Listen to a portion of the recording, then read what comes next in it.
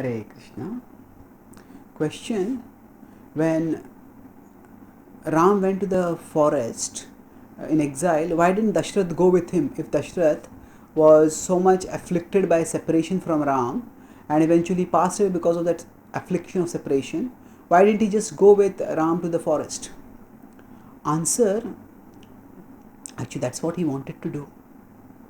When it became clear because of Kaikeyi's harsh demand that Ram would be going to the forest, so Dasharatha said that, let not only Ram, I will go with the forest and we'll take all the royal treasury and we will take the soldiers and the attendants there, and we'll convert the forest into Ayodhya and let Ayodhya become a forest, and let Kaikeyi and her son rule here. He was furious with Kaikeyi. So Kaikeyi became furious in return, and he said, when you promise me the kingdom, the kingdom means the kingdom with all its prosperity. Will you so cunningly now go back against your word? She chided him arrogantly, chided him harshly, and at that time Ram said, "Oh father, there is no need for the opulence of Ayodhya. If your blessings are there, then I go to the forest. I'll be happy there, and I'll soon come back."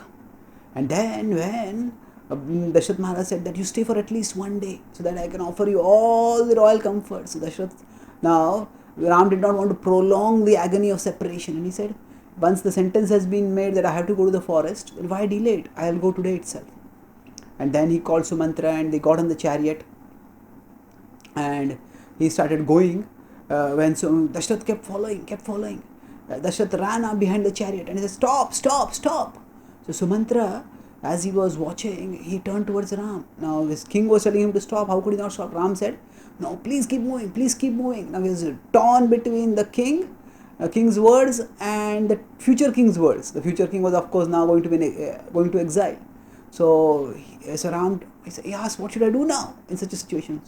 So Ram said that when you tell the king afterwards, there was so much noise because of all the citizens that there was indeed noise. He said that you did not hear what he said. So please keep moving. And Sumantra not only kept moving, as per Ram's bidding, he accelerated. And Dasharatha was running behind the chariot and running, and he slipped and fell on the ground.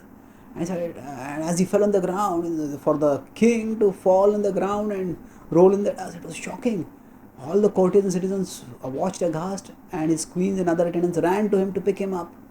And Dasharatha was utterly devastated as he watched in agony the chariot departing and becoming a speck in the horizon and then eventually disappearing out of view entirely. So he was so afflicted that he was beside himself in grief, crying out, "Ram, Ram, Ram, Ram." And his courtiers and attendants took him to his bed and got him to rest over there. And the next morning, when they went to that, there was some consolatory discussions happened. But next morning, when the attendants went to wake him up, the king did not wake up. He had departed in the night. So there was no chance for Dasharatha Maharaj to actually follow Ram. He would have done so if it had been his own desire, if it had been possible for him. And of course, Ram would have somehow or other requested his father to stay on. But that whole trajectory of events did not take place because Dasharatha Maharaj passed away immediately after Ram departed in intense separation from him. Thank you. Hare Krishna.